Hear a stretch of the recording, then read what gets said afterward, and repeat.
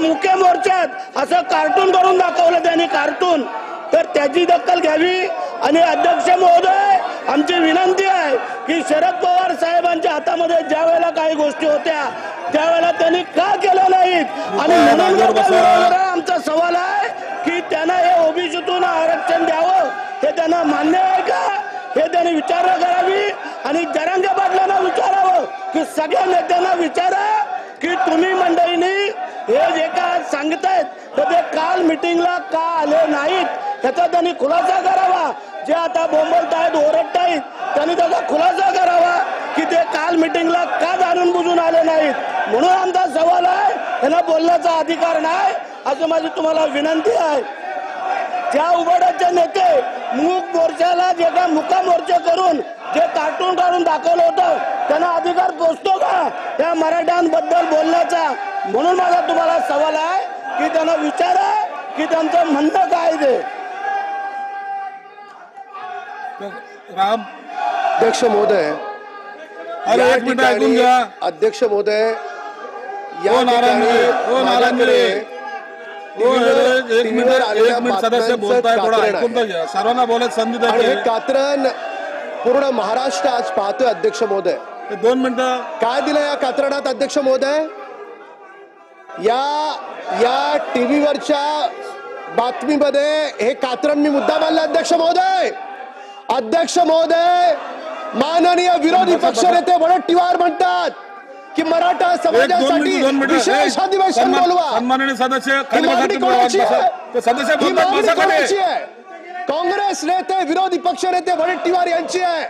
अध्यक्ष महोदय एवढ्यावर थांबत नाहीत, सांगतात जी काल जी बैठक झाली, काल जी माननीय मुख्यमंत्र्यांनी सर्वपक्षीय बैठक बोलवली त्या बैठकीच्या आधी वडट्टीवार म्हणतात की आजच्या बैठकीत तोडगा निघेल। हे वाक्य कुणाचं आहे? आमचं नाहीये, माननीय विरोधी पक्षनेते वडट्टीवार यांचं आहे। पुढे जाऊन ते काय म्हणतात? अध्यक्ष महोदय, म्हणजे जे काँग्रेसचे नेते या ठिकाणी मराठा समाजाच्या आरक्षणासाठी विशेष अधिवेशन बोलवा म्हणून मागणी करतात तेच बैठकीला येत नाहीत। वारंवार या ठिकाणी माननीय सदस्य आशिष शेलार पासून सगळ्यांनी विचारलं की तुम्ही का बैठकीत आला नाहीत। यांची सगळ्यांची तोंड पांढरी पडली, त्यांच्याकडे उत्तर नाही। टीव्ही पुढे माध्यमांपुढे वेगळं बोलतात आणि या ठिकाणी वागताना वेगळं वागतात। माननीय अध्यक्ष महोदय, माझी तुम्हाला विनंती आहे, अजूनही या काँग्रेस पक्षानं, या उबाटानं, या शरद पवार राष्ट्रवादी गटानं स्पष्ट करावं की मराठा समाजाला ओबीसी मधून आरक्षण देण्याबाबत त्यांचं मत काय आहे। आणि माननीय जयंत पाटील साहेब, आपण या ठिकाणी विरोधानं भाषण करता, आपण काळजीपूर्वक ऐकताय। जर आपण आता या 3 प्रश्नांची उत्तरं दिली नाहीत तर महाराष्ट्र समजेल की विरोधी पक्षाची भूमिका ही दुटप्पी आहे, 2 समाजामध्ये भांडण लावणारी भूमिका आहे। अध्यक्ष महोदय, मराठा समाजाला पहिलं आरक्षण माननीय देवेंद्र फडणवीस साहेबांनी दिलं, 40 वर्ष मागणी होती।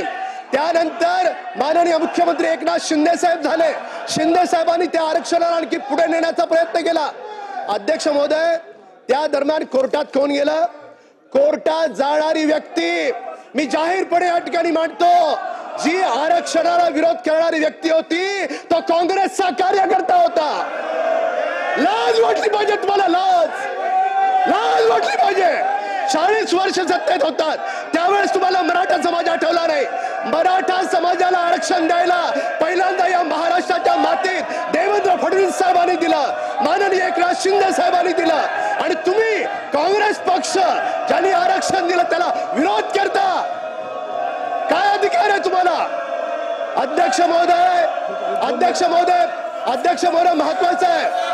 वडट्टीवार साहेब, आपण जरूर बोला पण या प्रश्नाचं उत्तर द्या। वडट्टीवार साहेब, आपण या प्रश्नाचं उत्तर द्या। आपण स्वतः म्हणताय मराठ्यांना सरसकट कुणबी प्रमाणपत्र देण्यास आमचा विरोध नाही। काय भूमिका आहे तुमची? काय भूमिका आहे तुमची? शिंदे साहेब खाली बसा। काय भूमिका आहे तुमची? म्हणजे टीव्ही पुढे एक बोलाल, सभागृहात एक बोलाल, मराठ्यांसाठी अधिवेशन बोलवा म्हणून मागणी कराल आणि मीटिंगच्या वेळेस गायब व्हाल। अध्यक्ष महोदय, याचा अर्थ स्पष्ट आहे। याचा अर्थ याला 2 समाजात भांडण लावायचे आहेत, याचा अर्थ स्पष्ट आहे। दोन समाजामध्ये भांडणं लावून यांना टीव्ही माध्यमांपुढे वेगळं बोलायचंय. आज पूर्ण महाराष्ट्र पाहतोय. मगासपासून इकडच्या 10 ते 12 सदस्यांनी वारंवार विचारलं, तुम्ही बैठकीत का आला नाहीत? आरक्षणाला विरोध करणारा कोर्टातला तुमचा कोण कार्यकर्ता होता? त्याच्या पाठीमागे तुमचे कोण नेते होते? या सगळ्या गोष्टींचा उलगडा आज या महाराष्ट्राच्या पुढे या सभागृहात झाला पाहिजे.